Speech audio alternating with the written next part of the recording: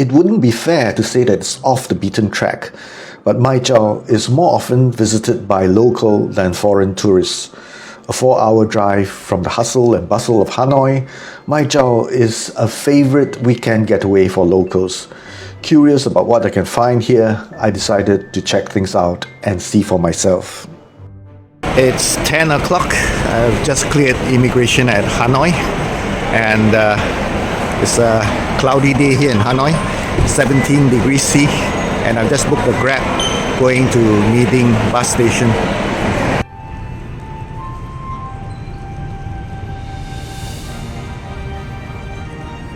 Mai Chau. Mấy giờ? Hả? 1 giờ. 1 giờ. Bao nhiêu tiền? 100. 100. Một người. Ồ. 100.000. Alright, bus is leaving at 1 p.m. I've got another 2 hours or so. So lunch first. Let's see what I'm gonna have. Looks like I don't have many choices here. The same old stuff.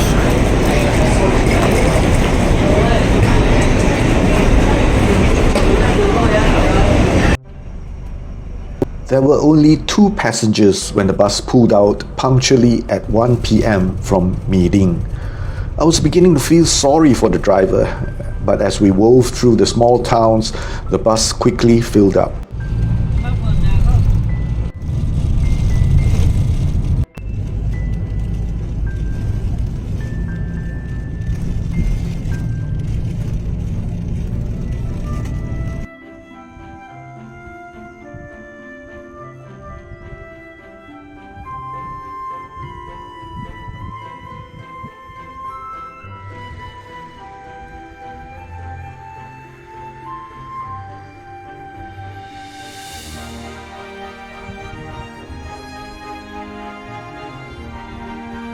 After a long, squeezy ride with numerous stops to pick up and drop off passengers, we finally arrived at Mai Chau.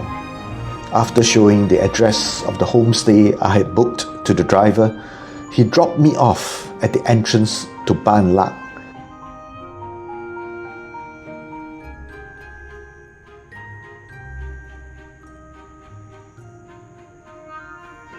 Ban means village in Thai.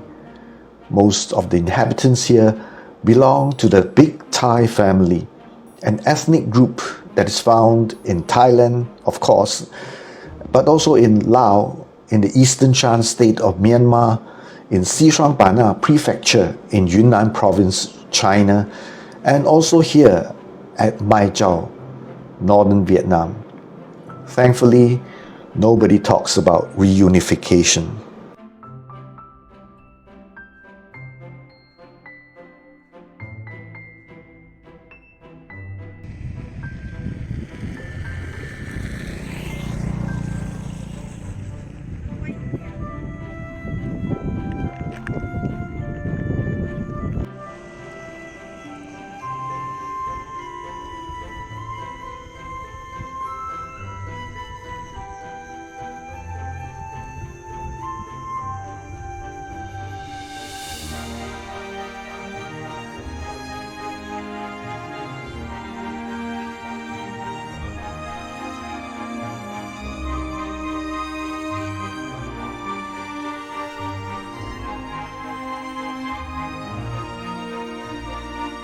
Alright, time now is 5:15. I finally arrived at my homestay at Mai Chau, and it was a very long ride from Hanoi. I'm all confused now. I had to walk all the way in from town until this very secluded place, and this is what $33 for 2 nights gets me. And check this out. Alright, the toilet. Nice and clean. Everything functional. Very good. Okay, got a little mirror here. And got a nice big bed. Toilet paper, water provided. I mean the water heater. I'm not sure if the water is provided. Anyway, the best part is, oops, I gotta unlock this thing first. The best part is this, the balcony. Check out the view, Ain't this wonderful? Okay, I'll talk a bit more about Mai Chau later on. And I'm starving. The last meal I had was breakfast at 3 a.m. this morning. Okay, let's get something to eat first. Alright, I just ordered dinner and let me show you where I'm gonna have dinner.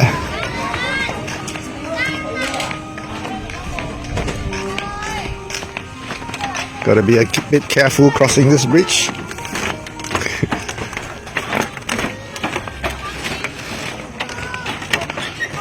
And let's see if there's a place for me to sit. I think those guys with the drinks have already finished.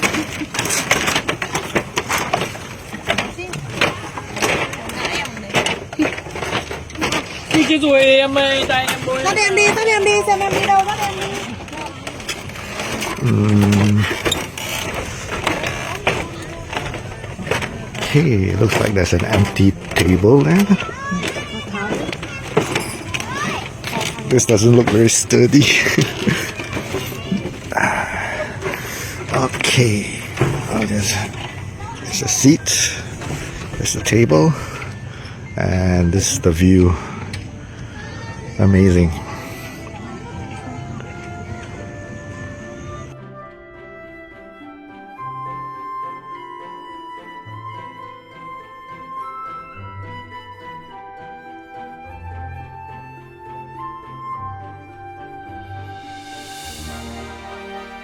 The next morning, the homestay owner took me on a day trip to Pu Luong, which means King's Mountain in Thai.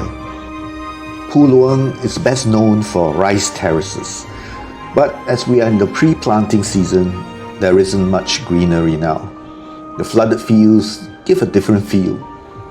Within a few weeks, the saplings will be planted, and by May, the rice paddy would be fully grown and ready for harvesting. The next crop is grown a month later, and the second harvest occurs in September to October. The view changes with the seasons, and every season has its own charm. His name is Kian. He's 52 years old and leaves the bulk of the management of the homestay to his adult children who speak reasonably good English. Kian, however, cannot speak English at all, and I don't know enough Vietnamese to communicate well with him. At first, the brand of Thai he speaks sounded unintelligible to me, but after a while, I could pick out a few common words, and sticking to those common words, he could understand almost everything I said, while I understood about 20% of what he said. Pu Luong is also famous for water wheels, but unfortunately Kian didn't know the way, so we didn't manage to get there. I had to be contented with a cave.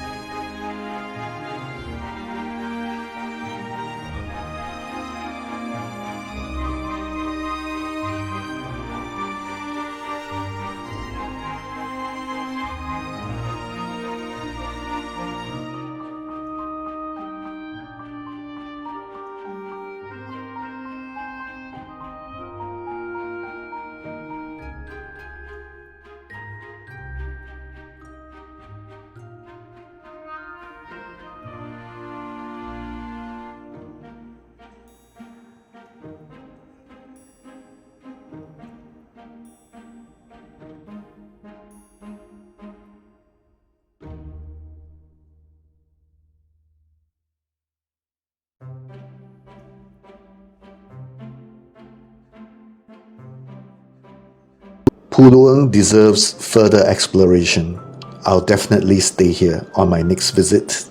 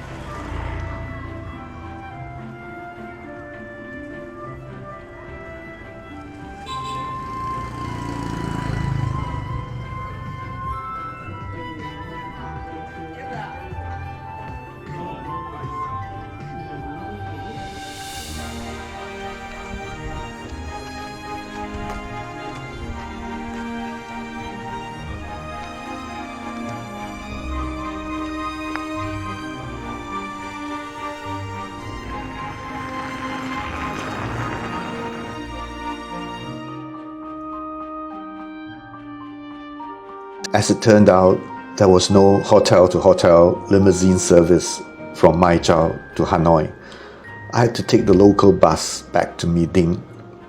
Ken brought me to the side of the main road and I waited for my bus at a toy store at the market.